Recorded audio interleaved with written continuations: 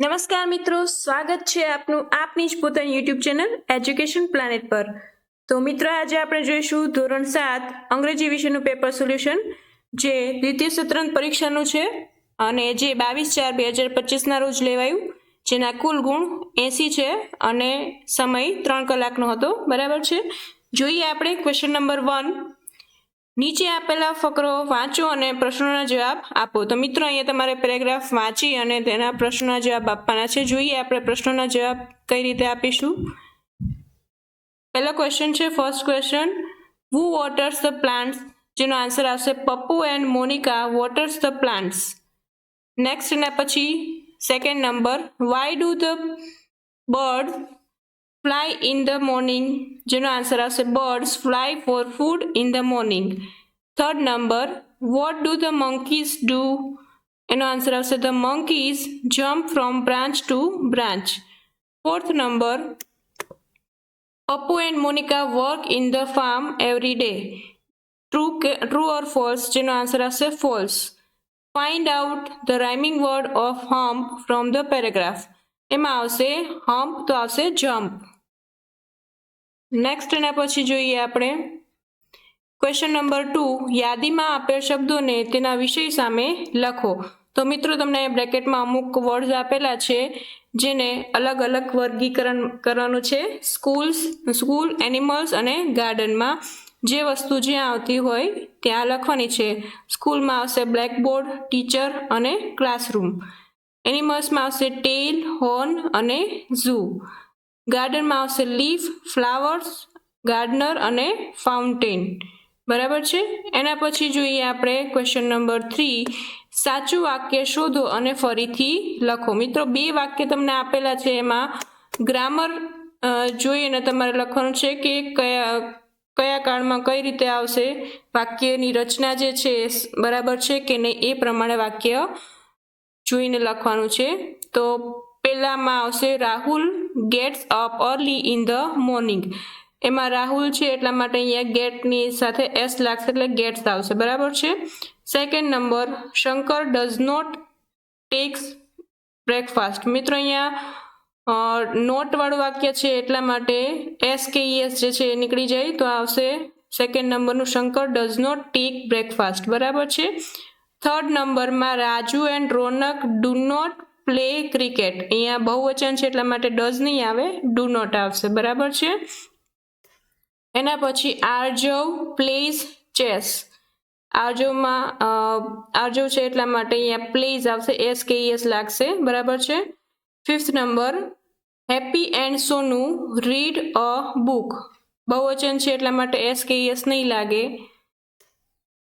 The robot does not eat food. બરાબર છે, એમાં એ આવશે. એના પછી seventh number, Shiv drinks tea in the morning. એઇથમાં આવશે children play in the garden. Ninth number, Soha sings bhajans. 10th number, my mother does not prepare the lunch. બરાબર છે.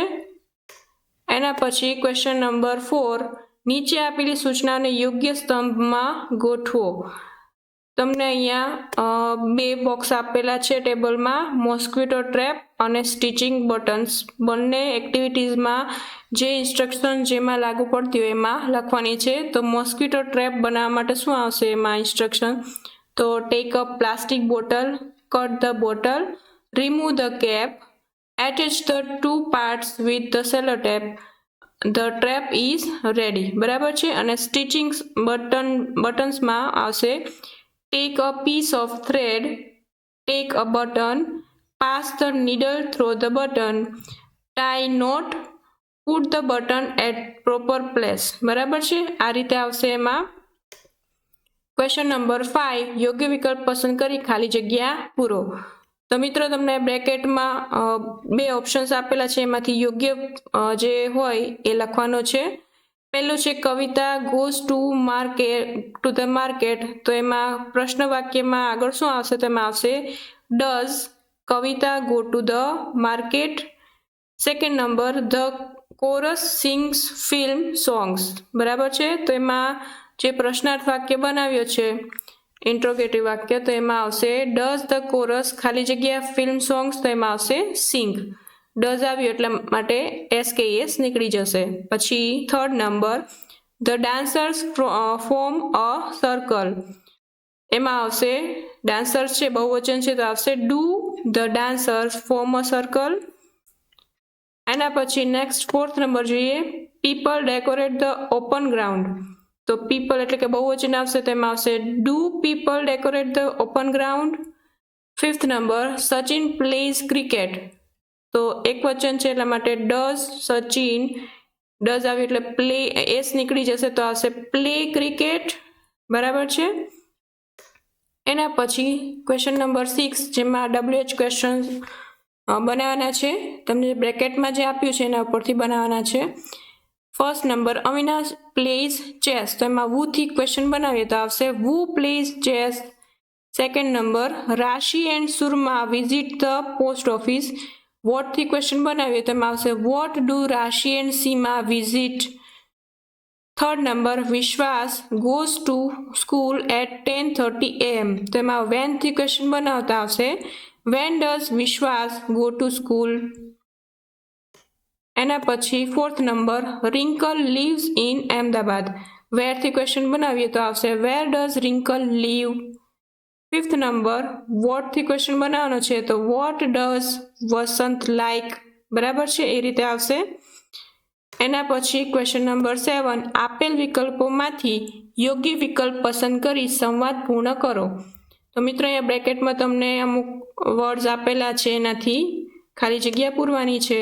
જોઈએ આપણે. Doctor says come in, what's your name? Reva says Reva. Doctor says what happen? Reva says I got fever. Doctor says don't worry, take this medicines. Reva says thank you doctor sir. Doctor says welcome બેટા. બરાબર છે, આ રીતે એમાં ખાલી જગ્યાઓ પૂરી શકાય. એના પછી question number 8, read the advertisement and answer the questions, જાહેરાત વાંચવાની છે અને પ્રશ્નોના જવાબ આપવાના છે. બરાબર છે. જોઈએ આપણે એમાં. Question number 1, what is the name of the shop? શોપનું નામ શું છે? તેમાં આવશે Bharat kirana store. How many packets of sun biscuits did Hiralben buy? એમાં આવશે Hiralben bought 3 packets of sun biscuits. Third number, what is the price of 1 kilo basmati rice? તો એમાં આવશે the price of 1 kilo basmati rice is 33 rupees. Fourth number, how much did Hiralben pay? તેમાં આવશે Hiralben paid 135.75 rupees. Fifth number, when did Hiralben go to this shop? એમાં આવશે Hiralben went to this shop on 22 February 2025. બરાબર છે. એના પછી જોઈએ question number 9, look at the school picture and describe it. તમને જે શાળાનું ચિત્ર આપ્યું છે એના ઉપરથી તેનું વર્ણન કરવાનું છે. તો ચિત્રને જોઈને વર્ણન કરવાનું છે. જોઈએ એમાં કઈ રીતે લખી શકાય. આમાં તમે તમારી રીતે પણ લખી શકો ચિત્રને જોઈને. There is a picture of a school. The school is very big and it has a playground. The students are playing. The school bus is near the gate. There are many trees in the school.